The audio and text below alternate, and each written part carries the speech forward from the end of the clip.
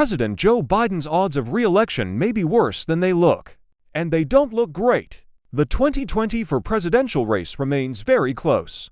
Donald Trump leads Biden by a little less than 1 percentage point in national polls, while the two candidates are virtually tied in Michigan and Wisconsin, according to Real Clear Politics polling average. But Trump leads Biden by more than 2 points in polls of Pennsylvania, and by considerably more than that in the Sun Belt battlegrounds of Arizona, Nevada, and Georgia.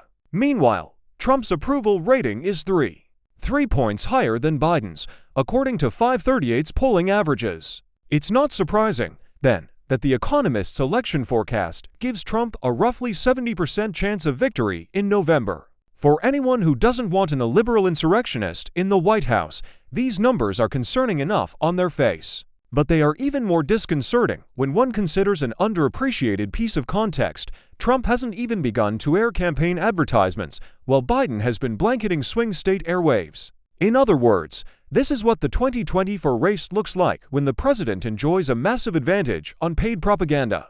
As of late May, the Biden campaign was airing $13.6 million worth of ads, while the Trump campaign had yet to spend a single penny on TV spots, according to the Wesleyan Media Project. This does not mean that there are no pro-Trump ads airing in the US. Outside groups supportive of the GOP candidate have bought $8 million in advertising. But even when you factor in such spending, pro-Biden ads have been outnumbering pro-Trump ads by slightly more than 2-1. Critically, there is little reason to think that Democrats can maintain such supremacy on the airwaves through November. Although Biden has enjoyed a fundraising advantage in the campaign's first months, Trump and the Republican National Committee have closed the gap in recent weeks, not least because the GOP candidate's criminal conviction triggered an avalanche of contributions to his campaign. The reason that Trump hasn't spent any money on ads thus far isn't because he can't afford them.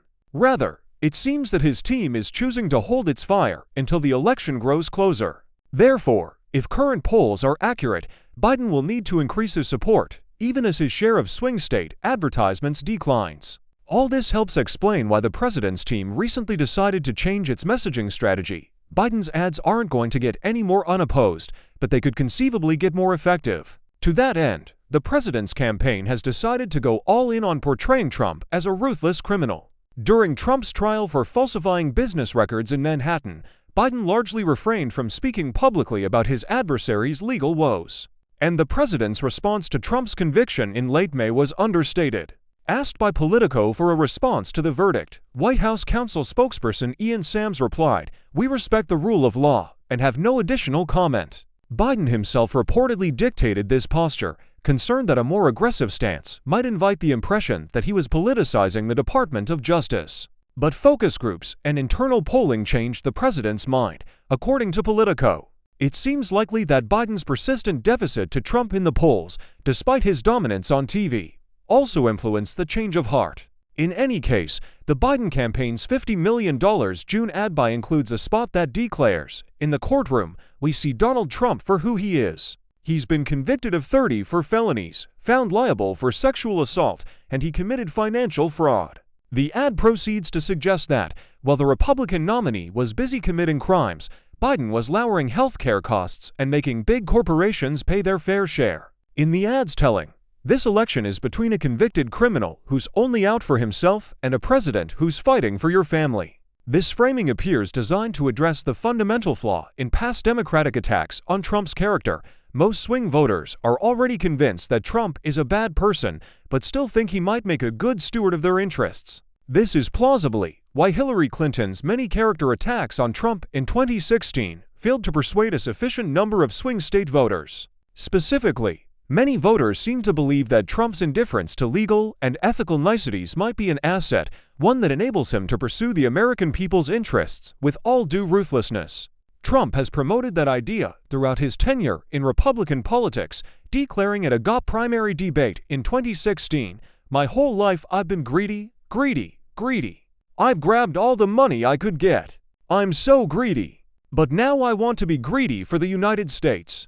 A recent New York Times focus group with undecided voters suggested that this sentiment still resonates, with one participant saying that Trump is the guy who does bad things, who is a bad guy, but does them on behalf of the people he represents. Thus, portraying Trump as not merely a convicted criminal, but a wildly self-centered one. Maybe a smart play. And wedding that charge to a bread and butter message about Biden's commitment to taxing the rich and lowering drug prices also seems wise. Debates over Democratic messaging often posit a binary choice between running against Trump and for popular economic policies. Biden's new ad shows that these options are not mutually exclusive. There are reasons to suspect that campaign ads might be less potent this election year than in the past, as the major party candidates are extremely well-known commodities this time around. On the other hand, Democrats have developed more sophisticated techniques for testing ads in recent years, and there's some evidence that their campaign commercials have grown more effective as a result. Regardless, Biden must hope that his new message about Trump's criminality packs a punch, because, for now, the president is losing the fight for re-election, and his rival hasn't fully entered the ring.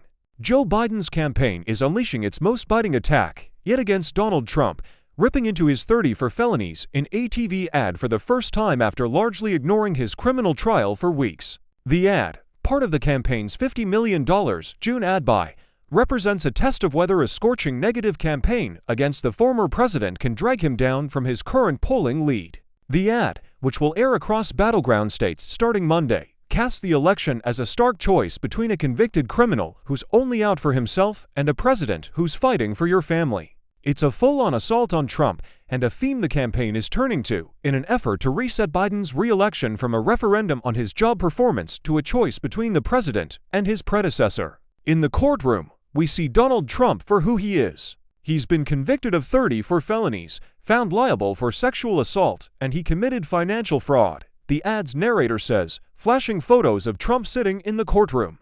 Meanwhile, Joe Biden's been working, lowering healthcare costs and making big corporations pay their fair share. The campaign shift to more forceful and direct rhetoric comes just more than a week before the June 27 debate, when Biden and Trump will face off for the first time in 4 years in Atlanta. And with Biden aides believing that voters have largely not yet tuned into the general election campaign, it represents an opening salvo in their messaging against Trump. The ad, leaning hard into Trump's felony convictions for the first time, marks a reversal for the Biden campaign's approach to the former president's legal entanglements. In May, Biden and his campaign took a subdued approach, cautioning that there is only one way to keep Donald Trump out of the Oval Office, by voting in November, even as other Democrats urged them to go on the attack.